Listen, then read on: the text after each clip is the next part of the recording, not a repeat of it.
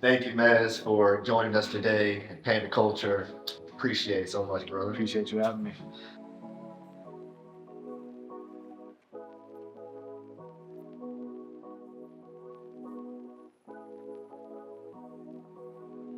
I've always been like a real big fan of music. I grew up around a lot of music lovers in my family. So that's just always been something I've been passionate about. I feel like music is a universal language. At times, a lot of times I'm not the most talkative person. So I feel like the best way I can communicate with people on a large, on a large scale is through DJing, through my musical sets. I feel like that's the way I can, best express myself. That making people dance is one of the things that like really pushes me to keep going. Just, exploring new genres, listening to new music, like that's kind of what I spend most of my day doing is I listen to more music than I watch TV. Yeah, that's mainly it, just kind of just the overall love for music and the vibes, the vibrations. Like that shit. Shameless plug. Okay, I would describe my style as, I would say like flavored water. The reason I say that is because like water takes form into whatever container that you pour it into. So like with my style, whatever room you put me into, I can kind of fit that style. Yeah, that's the best way I can put it. Like I can, whatever you need from me, I can do it. I got a real good tidbit from DJ Jazzy Jeff, and I kind of like took that on. It's kind of like throwing darts at a wall. Obviously with what I like to play. And if I'm in a room that I'm not too familiar with, you just kind of trying different things and you see what sticks. If I'm playing a certain genre and there's groups of people, and this group in the corner of the room, I see them, bobbing their head, they're vibing, they're dancing. The next thing I like to do is to try to, okay, I got that group. I try to get the next group, and eventually, you try to get all these groups of people or these people that are there, try to get them vibing at the same time. And the main goal for me is to get everybody on the same page. I feel like a great DJ gets everyone on the same page, and once you get the whole crowd on the same page, they're singing the songs together, that's where you got them. And then from there, now it's like it's my turn to take you on a journey, and we're all gonna go on this roller coaster ride together.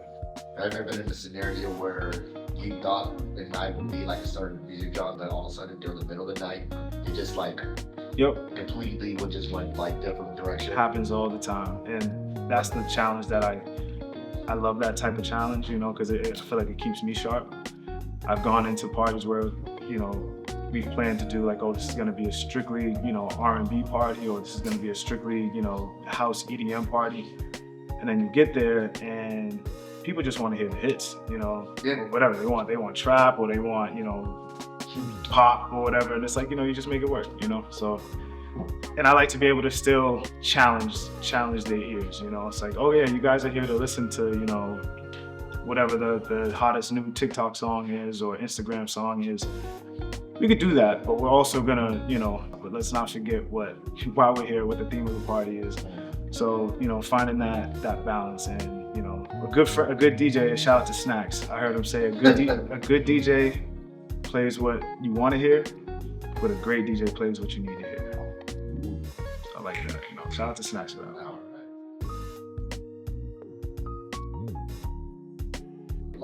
Yeah. Like I said before, to educate the crowd. It's not the whole night doesn't have to be turntablism or just playing samples of, oh, what song is this a sample of? But it's at the same time it is like introducing the crowd to new music or breaking records. While at the same time making sure those people get what they paid for. If I'm at a club and I'm DJing at the club, there's people there that haven't been at a club for a whole year or a couple of years. They're there to celebrate their birthday, so they want to hear, the bangers. So it's like to be able to still do that, but also, like I said before, take them on a journey, play music that they, play their new favorite song that they didn't even know was going to be their favorite song, make them Shazam a few things, so it's, I like the whole 2 for you, 1 for me philosophy. Play 2 songs that and then I'll play a song that you may not know, or you might know, but you haven't heard it in a long time. It's like, oh, I forgot about this song. I really like that. That's what keeps me. That's one of the things that keeps me going. I've been producing a lot more, making my own edits, curating my own events. So definitely want to do a lot more of those. Where DJing is going a lot towards the internet and social media and really building up my brand on YouTube and whatever platforms that may come in the future. That's the future of it. As much as whether you love it or hate it, that's where it's going. Yeah, just kind of just expanding my brand. Making more music, more exclusive edits and beats, and working with artists and curating my own events. Kind of putting my spin on things out into the world. I have like one more question. Yeah, ask me later. What do you have to say to a lot of younger DJs that are starting now? I would say make sure you're in it for the right reasons.